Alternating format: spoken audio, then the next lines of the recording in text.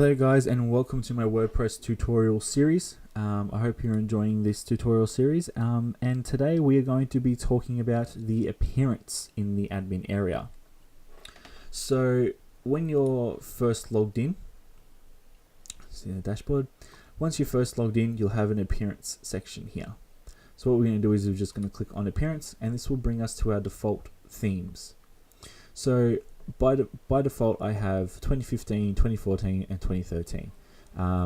Depending on which version you have, you might also have 2012, 2011, or 2010. It all just depends on what version you have and when you actually installed it. So there's a whole bunch of websites out there that have different themes and have different instructions on how to install those themes. But what we're going to do is we're just going to do a basic install through the WordPress library. So to do that, once we're on the appearance, we click on this big plus sign here, add new theme. Now this will bring us to the WordPress library of themes.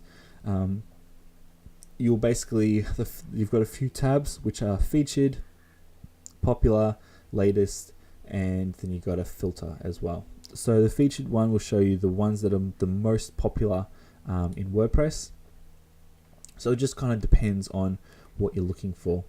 If you're looking for a blog-based theme, in the search, you'd search blog, and then it will instantly bring up a bunch of different themes that would be good for a blog. So what we're going to do for this one, instead of going through the search, just X out of that, go back to featured, and I like the look of this business one, so let's install that one. You can preview it. Now when you click on preview, this will actually show what your website would look as this theme. So at the moment I've got nothing set up at all, so this is what my website is going to look like. If you don't like that, you just click the X, it'll bring you back to this page and you can select a different theme. But what I'm going to do is I'm just going to install this and let it run through the installation package. So that's gone through. Now it won't activate the theme, so you'll have to do it yourself. So you can just click on this activate button here. Now you're probably seeing this little box up the top here. Now some themes require certain plugins to be installed, some don't. This one does, so if your theme does, then I would suggest installing it. That way your theme will look exactly how it looks like in this little picture here. So we'll just do begin installing updates, installing plugins, sorry. We'll click on all, bulk actions, install, apply. That will run through a little installation thing. And it's got here, all installations have been completed, all plugins installed and activated successfully. So what I want to do is return to the dashboard. So once you've done that, you'll notice that for me, for example, some stuff has been added in, but that's just depending on your theme. But what I'm going to do is I'm going to keep to the appearance menu for this video. So you have a customize button as well. Now what this will do is will bring you to the page, and I'll have a few options on the left hand side for you to customize. So you can customize the site title and tag, which is site title, as you can see, is that there. Tagline is this underneath here. Colors, header text color and background color. Header image, like the image that's in the orange up the top there. Background image, your widgets, like what your widgets are. So for this page, for example, it's just a sidebar, which is that there. Some will be different, and then static home page. So what you want on your front page, either latest post or a static page.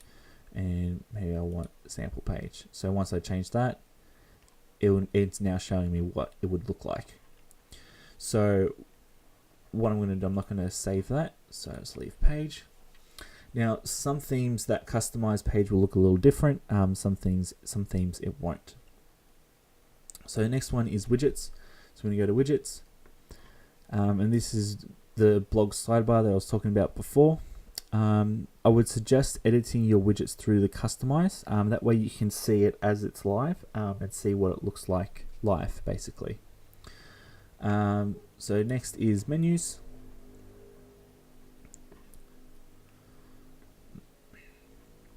So what it will do is it will automatically create a menu. If you haven't created one, it will automatically create a menu based on the page that you have and the order they're in. So if you want to customize it and customize what the menu looks like, you just create a new menu. So just set it to main menu. You can name it whatever you like. I'm going to click create menu. And then this will load up this little menu structure here. So what I want to do is I want to add in my sample page, add to menu. I also want to link them to Google. So let's create a link that goes to google.com, and then the text of the item is Google. Add to menu. So here's my menu here. I can drag them and put in whatever order I want. And as you can see, there's this little dotted box around it. So basically where it is now means that it's going to be sitting on the same level as the sample page. But if I move it to the right a little bit, the dotted box then changes to underneath the sample page. That means that this menu item will now appear as a sub item underneath sample page, but I'll leave it as a straight menu. You can then also add in a setting to automatically add new top level pages. So as you create new pages, you'll automatically add it to the bottom of the menu. This could be a good idea or not a good idea. It kind of depends on how your theme has been set up. Then underneath that is your theme locations. So you've got home page, top and sticky menu, blog menu, or footer menu. Again, this will change depending on the theme that you have. Some of them will have different names for the locations, but more or less a lot of the names are going to be the same. Once you've done that, so I'll set that to home, click save menu, and that will save that menu in that position and all your settings. If you click on this little arrow here that's on the right, it'll give you a little drop down. Now this here, I can change the label that will appear in the menu. So instead of sample page, I want to change it to home. So that's what it will look like, but it will still go to the sample page. I can then add my title attribute. Normally you want to leave this to be the same as your label, home. If you don't actually fill it in, it will automatically copy from the navigation label. So you might want to, if you want to change it, you can change it to something else, but I'm just going to leave that as home. You can also remove the item, or you can just cancel what you've just done. So if I go back, all my settings are back to the way it was, but I want to save that as home. So I'm going to click save, and that is going to save my menu.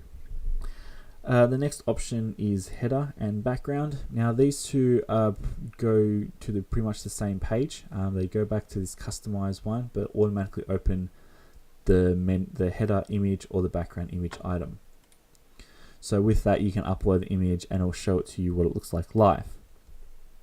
Now most likely under the background you'll have something that's called theme options, or for this one it's actually the name of my theme, which is Business One Options.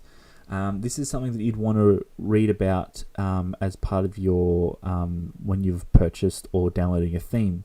This will actually tell you the different options and what these different options will do in your theme. So for example, I'm just going to click on that, and this has a bunch of different options that I can set and configure. You'd probably want to read up in your theme documentation to see what each one of these does and where it changes and all that sort of thing. Some will actually have a little tab here called theme information, and then in here it will tell you what some of them might tell you where what the different areas are, how to set up, like for this one, how to set up this slider here with these items, the little about little section here, and all that sort of thing.